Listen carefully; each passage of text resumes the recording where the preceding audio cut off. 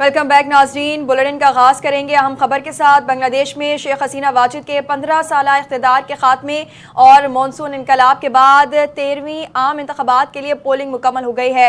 صبح 7:30 بجے شروع ہونے والی ووٹنگ شام 4:30 بجے ختم ہوئی، جس کے بعد 42,000 سے زائد پولنگ اسٹیشنز پر ووٹوں کی گنتی جاری ہے۔ 300 نشستوں کے لیے 50 سیاسی جماعتوں اور 249 آزاد امیدواروں سمیت 1089 کے امیدوار میدان میں ہیں، جبکہ حکومت بنانے کے لیے 151 نشستوں کی اکثریت درکار ہے۔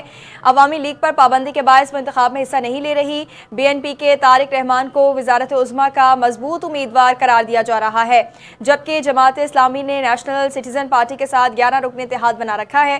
انتخابات کے دوران سیکیورٹی کے سخت انتظامات کیے گئے اور تقریباً 9.5 لاکھ اہلکار تعینات رہے۔ انتخابات کے ساتھ قومی ریفرنڈم بھی کرایا گیا، جس میں وزیر اعظم کی مدت 10 سال تک محدود کرنے اور نگران حکومت کی بحالی سمیت اہم آئینی اصلاحات پر رائے لی گئی ہے۔ ابتدائی غیر سرکاری نتائج رات گئے متوقع ہیں، جبکہ مکمل نتائج کل جاری کیے جائیں گے۔ چیئرمین سینٹ یوسف رضا گیلانی کی قیادت میں 6 رکنی اعلیٰ سطحی پارلیمانی وفد اقوام متحدہ کے سالانہ پارلیمانی سماعت میں شرکت کے لیے امریکہ پہنچ گیا۔ وہ 12 اور 13 فروری کو نیو یارک میں ہونے والے اجلاس میں پاکستان کی نمائندگی کریں گے۔ اقوام متحدہ کی قیام کے 80 سال مکمل ہونے کے موقع پر منعقدہ اس عالمی اجلاس میں امن، پائیدار ترقی اور جمہوری حکمرانی پر مکالمہ ہوگا۔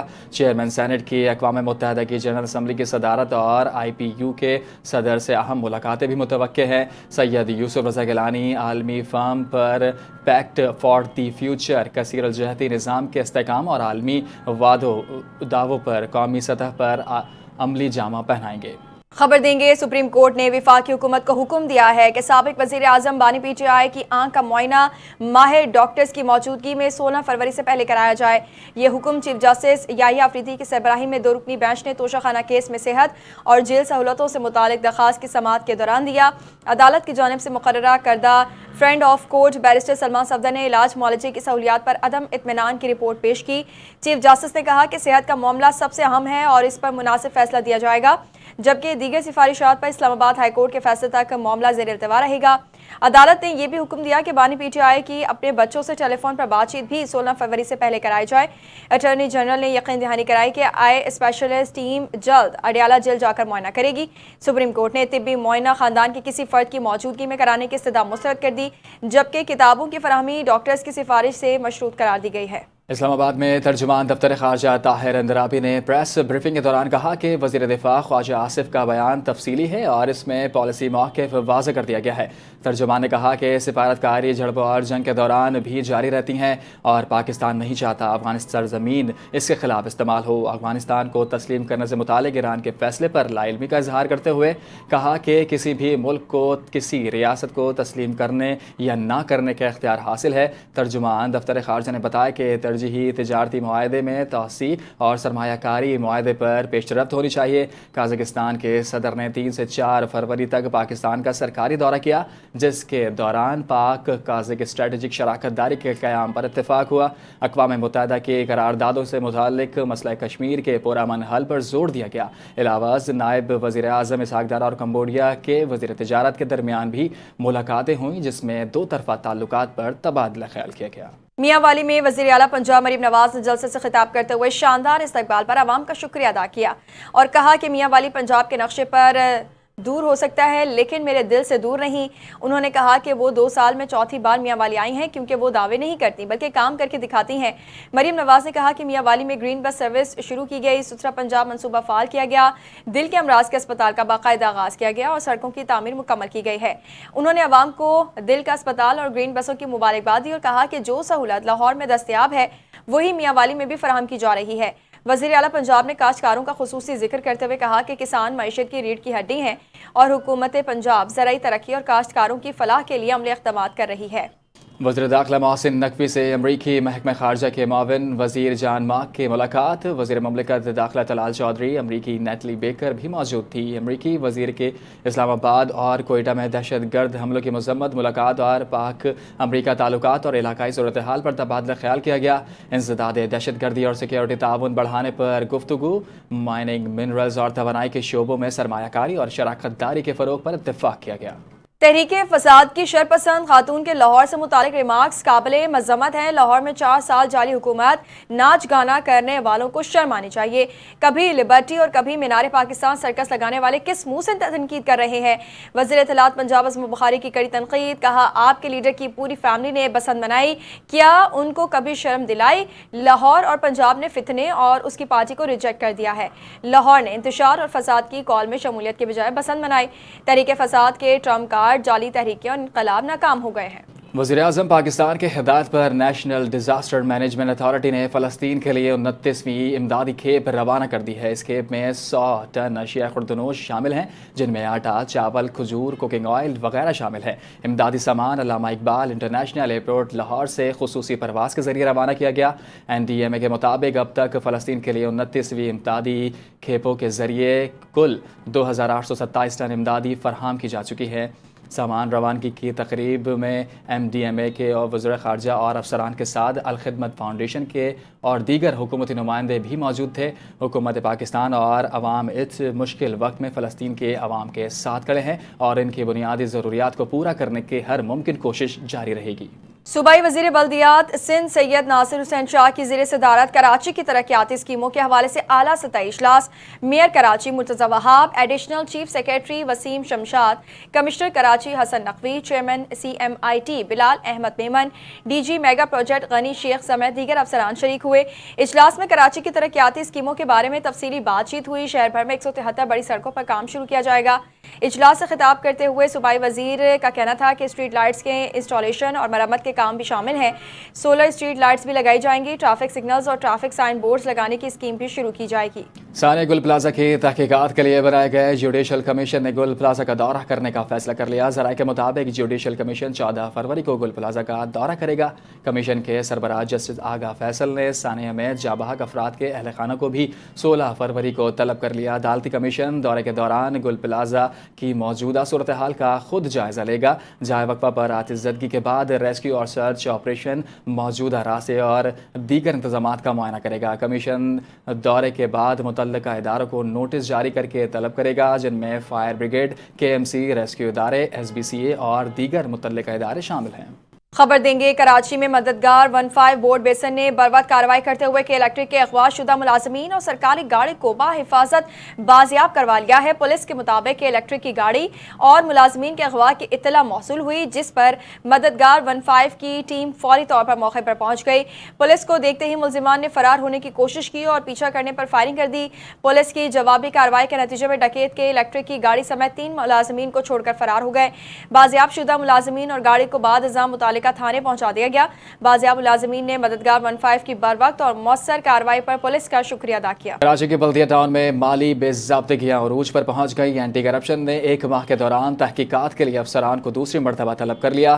फंड्स की गलत इस्तेमाल और गैर कानूनी भर्तियों पर म्यूनसिपल कमिश्नर और अकाउंट्स अफसर 3 फरवरी को तलब। बल्दिया टाउन में SSGCL फंड्स में मुबैना खुर्द-बुर्द पर एंटी करप्शन भी मुतहरिक। Anti corruption establishment east Karachi ने TMC बल्दिया को तलबी नोटिस जारी किए। म्यूनसिपल कमिश्नर और अकाउंट्स ऑफिसर बल्दिया को रिकॉर्ड समेत 2 रोज़ में पेश होने की हिदायत की। सड़कों की कटिंग और इंफ्रास्ट्रक्चर तनसीब के फंड्स की तहकीकात की जाएंगी। कराची में आवारा कुत्तों की बढ़ती हुई तादाद शहरियों के लिए खौफ की अलामत बन गई। शहर के मुख्तलिफ इलाकों में रवां साल के आगाज से अब तक कुत्ते के काटने के 6000 से ज्यादा केसेस रिपोर्ट हो चुके हैं, मगर मुतालिका इदारे ताहाल मौसर कार्रवाई करने में नाकाम दिखाई देते हैं। तफसीलात जानेंगे आरिफ हबीब की इस रिपोर्ट में। शहर कायद के कई इलाकों की तरह अजीजाबाद यूनियन काउंसिल 5 और 6 में आवारा कुत्तों के झुंड दिन रात गलियों सड़कों पर घूमते नजर आते हैं। शहरियों के मुताबिक ये कुत्ते अचानक राह चलते लोगों, खुसूसन बच्चों और खवातीन पर हमलावर होते हैं। अजीजाबाद में अपनी बहन को स्कूल छोड़ने के लिए जाने वाले नौजवान के मुताबिक सुबह के वक्त कुत्ते ने अचानक हमला किया। मैं सुबह अपनी बहन को स्कूल छोड़ने के लिए जा रहा था, कुत्तों ने मेरे को हमला किया। ये देखो, ये पूरी हाथ वाथ सब जो मेरे पे हमला हुआ है।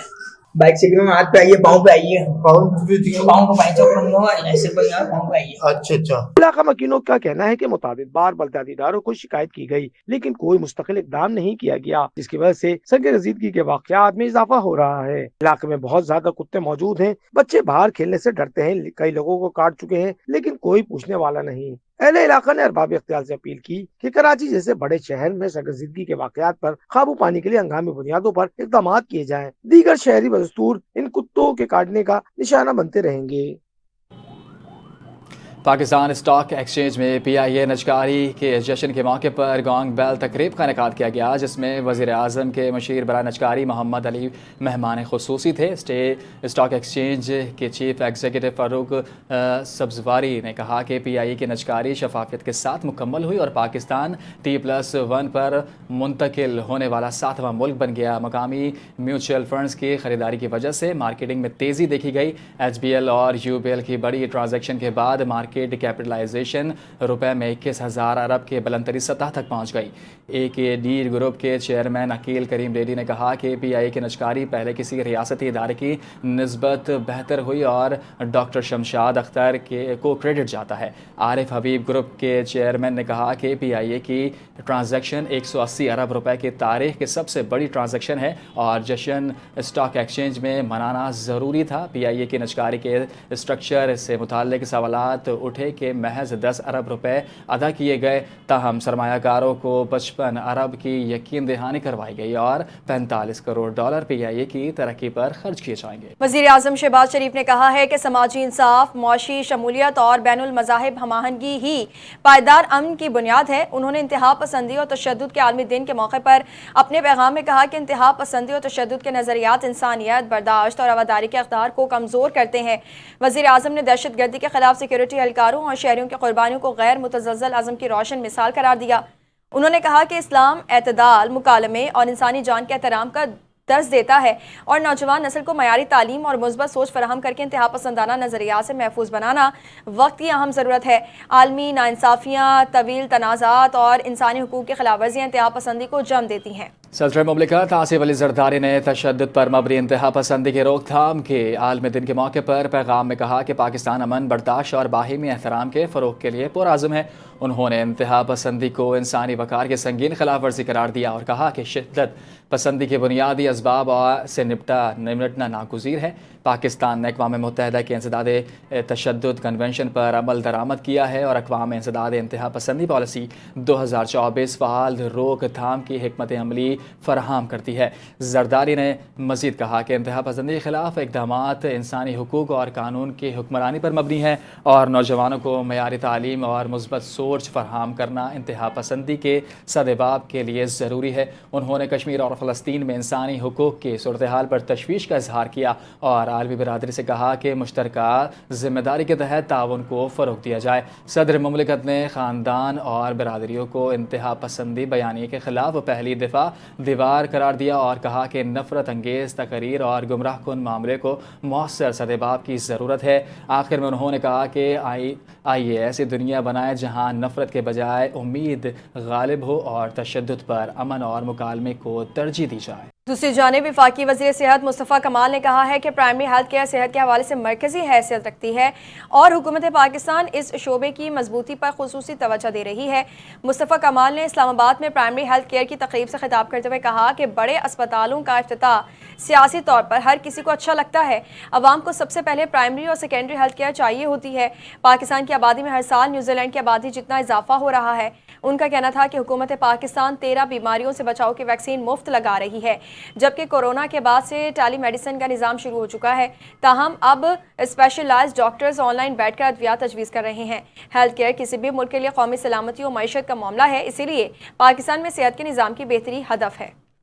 سندھ حکومت نے فائر سیفٹی قوانین کی خلاف ورزی کرنے والی ہائی رسک عمارتوں کو سیل کرنے کا فیصلہ کر لیا۔ چیف سیکرٹری سندھ آصف حیدر شاہ کی زیر صدارت صوبے بھر میں فائر سیفٹی سے متعلق اہم اعلیٰ سطحی اجلاس منعقد ہوا۔ اجلاس میں سیکرٹری بحالی، D G P, M D A commissioner اور ڈپٹی کمشنر نے شرکت کی۔ چیف سیکرٹری سندھ آصف حیدر شاہ نے کہا صوبے بھر میں 3633 عمارتوں کا معائنہ کیا گیا، جن میں سے 3319 عمارتوں کو فائر سیفٹی خامیوں پر نوٹس جاری کیے گئے۔ چیف سیکرٹری کے مطابق 800 عمارتوں میں ہائی رسک قرارداد دیا گیا ہے، جبکہ میڈیم اور لوور رسک عمارتوں کو فوری اصلاحاتی اقدامات کی ہدایت کی گئی ہے۔ اجلاس میں ہائی رسک اور غیر تعمیل کرنے والی عمارتوں کے خلاف سنگین سمیت سخت قانونی کارروائی کا حکم دیا گیا ہے۔ पाकिस्तान का दूसरा मकामी सैटेलाइट EO-2 कामयाबी से लॉन्च कर दिया गया है। तर्जुमान सुपारको के मुताबिक सैटेलाइट चीन के योंग शीशोर सेंटर से लॉन्च किया गया। EO-2 ज़मीन के मुशाहिदे और इमेजिंग की सलाहियत बढ़ाएगा और मनसूबाबंदी और वसाइल के इंतजाम के लिए अहम डेटा फराहम करेगा। पाकिस्तान के सैटेलाइट्स के बेड़े में इजाफा हुआ है, मुशाहदात के तसलसल और दुरुस्तगी को बेहतर बनाएगा और हुक्मरानी, आफात के इंतजाम और स्ट्रेटजिक मनसूबाबंदी में मुआवन साबित होगा। मकामी EO-2 पाकिस्तान की सैटेलाइट तैयारी में खुद इन्हिसारी का मज़हर है। इंतहा पसंदी बीजेपी हुकूमत ने बाबरी मस्जिद के मसले पर दोबारा इश्तियाल अंगेज़ी बयान देकर भारत में मजहबी कशीदगी को हवा दे दी। उत्तर प्रदेश के वज़ीर आला योगी नाथ ने कहा कि बाबरी मस्जिद क़यामत तक दोबारा नहीं बनने देंगे और राम मंदिर के क़याम का वादा पूरा किया। इंडिया टुडे के मुताबिक बाबरी मस्जिद की शहादत के 34 साल बाद भी भारतीय मुसलमानों के ख़िलाफ़ नफ़रत अंगेज़ बयान जारी हैं। 1992 में मस्जिद के शहादत के बाद होने वाले फसादात में हज़ारों मुसलमान शहीद और ज़ख्मी हुए थे। माहिरीन के मुताबिक भारत में अक़लियतों पर मज़ालिम और इबादत गाहों पर हमले मुल्क के नाम निहाद जमहूरी चेहरे पर स्याह दाग हैं। मोदी हुकूमत के दौर में मुसलमानों और दीगर अक़लियतों पर वहशियाना मज़ालिम के ख़िलाफ़ एहतजाज जारी है। अमरीकी कमीशन बराए बैनुल-अक़वामी मजहबी आज़ादी ने भी भारत में मजहबी आज़ादी की सलेबत पर गहरी तशवीश का इजहार किया है। पाकिस्तान क्रिकेट टीम को श्रीलंका में खानों से लुत्फ़ अंदोज़ होने के लिए पाकिस्तानी शेफ़ की खदमात हासिल हैं। ज़राए के मुताबिक कौमी क्रिकेट स्क्वाड पाकिस्तान से शेफ़ को साथ लाया है। ज़राए ने बताया कि मेगा इवेंट में क्रिकेटर्स की खुराक का ख्याल रखने के लिए शेफ़ साथ रखने का फैसला हुआ है। ज़राए ने मज़ीद बताया कि मेन्यू के मुताबिक खिलाड़ियों को उनकी पसंद की रिवायती पाकिस्तानी खानों समेत मुख्तलिफ डिशेज़ भी दस्तियाब होती हैं। इसके अलावा खिलाड़ियों को प्रैक्टिस और मैचेस के दौरान भी ड्रेसिंग रूम में अपने शेफ़ के बनाए खाने मिलते हैं। ओकाड़ा रोड पर निजी फैक्ट्री में बॉयलर फटने से जोरदार धमाका। बॉयलर धमाके के नतीजे में 2 नौजवान जाँ बहक हो गए। इतला मिलते ही रेस्क्यू की इमदादी टीम फौरी मौके पर पहुंच गई। रेस्क्यू एहलकारों की जानिब से इमदादी कार्रवाइयाँ जारी हैं। पुलिस और इंतजामिया ने मौके पर पहुंचकर शवाहिद इकट्ठे करते हुए वाक़े की तहकीकात शुरू कर दी। न्यूज़ स्टूडियो से फिलहाल इतना ही। मज़ीद खबरों और अपडेट्स के लिए देखते रहिए NTN न्यूज़।